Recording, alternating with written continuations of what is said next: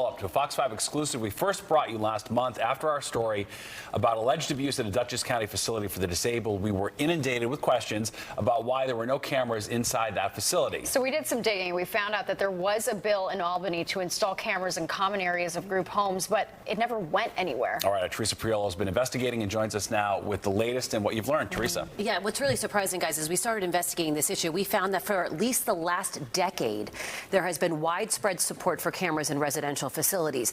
But the measure can't find any real legislative traction in Albany. And the reason seems to be the influence of special interests. Mainly the caretakers who work in these facilities don't want them. No! 2 weeks ago, this whistleblower video taken inside the renowned Anderson Center for Autism in Dutchess County aired exclusively on Fox 5, sending shockwaves through the disability community and alerting those who do not have a personal connection to the cause. The anger, outrage, and disgust has been palpable, and in its wake, the question is being asked, where is the assistance for the most vulnerable among us? Our society has it discriminates against people with disabilities. In every way possible. For the better part of the last 30 years, former Westchester legislator and former state Assemblyman Tom Abinanti has been fighting for the rights of those with developmental disabilities. His son Justin is autistic and nonverbal. This is a fight he knows well and one he has attempted to remedy on a state level. I think the problem is you have to be part of the community to understand what's going on. Abinanti drafted legislation to require cameras in residential areas of group homes back in 2017, a decade after Jonathan Carey was killed by a caregiver at OD Heck, and 30 years after the state-run Willowbrook institution was shut down for rampant abuse. His bill had many co-sponsors, but died in committee. At the same time, State Senator Andrew Lanza introduced it in the Senate. It also had wide support, and it went nowhere. You have to ask yourself why. The workers don't want it. The private agencies oppose it. And lastly, you have the Office of People with Developmental Disabilities.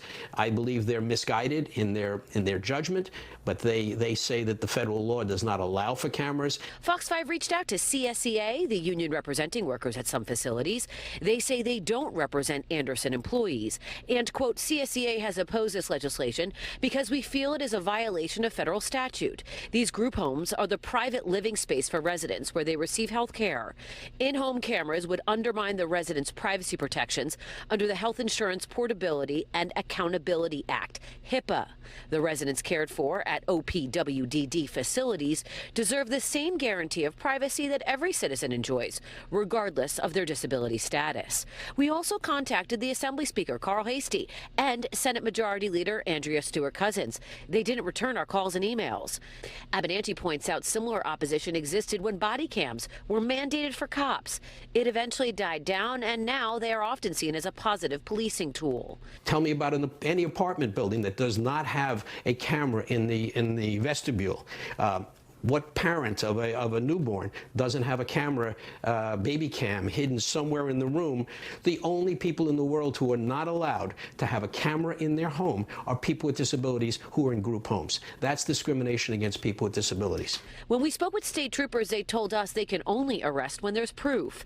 And because you're dealing with a vulnerable and sometimes nonverbal population, that effort is often stymied. In Anil's son's case, a whistleblower, a mandated reporter, risked his job and work visa to expose this situation. He was fired by Anderson. We've been told oftentimes mandated reporters don't speak up for that very reason. Cameras may also help the state-run Justice Center investigate these cases. They're supposed to be the investigative agency that independently looks at complaints of mistreatment. That, too, advocates say, must be overhauled. Let's note that the Justice Center gets thousands and thousands of claims every year, and they're overwhelmed. They don't have the ability to investigate all of them thoroughly like they should, but there would be even more. And perhaps the knowledge that someone is going to be reported would prevent that person or slow that person down and let them think again before they commit abuse or neglect. And the cameras are a vital part of that. Now, there are some facilities around the tri-state that do have cameras installed. Those facilities have them in the residential areas of the group home. It's not clear to me why management has been able to get around this argument of any sort of federal restrictions, but these facilities, the cameras have actually been used as video evidence in cases involving allegations of not only mistreatment, but also documented abuse. Yeah, I guess they don't want the liability, I guess. You know, you said there is support for these bills, but it continually gets killed in committee every year. Do you think something like this report might help push it through this time? I am told that the only way there's going to be movement on this is if people call their legislators. You think that the people that you elect, I'm told, do all the work. And it's really not the way it works in Albany. It's the legislative staff that tells their bosses, lean into this issue, lean out of that one. Go for this. This is where the money is. We don't want to make the unions mad, etc. Yeah. And so this issue, although there is so much support, bipartisan support, it's simply not being, either it's not being voted out of the committee or it's not even being put on the calendar for a vote. And if it does get to that calendar, there can be a debate so we can actually figure out where is the support and what are the real issues here instead of all of it being done behind closed doors. Yeah, without fingerprints, right? Interesting. All right. Thanks, Teresa.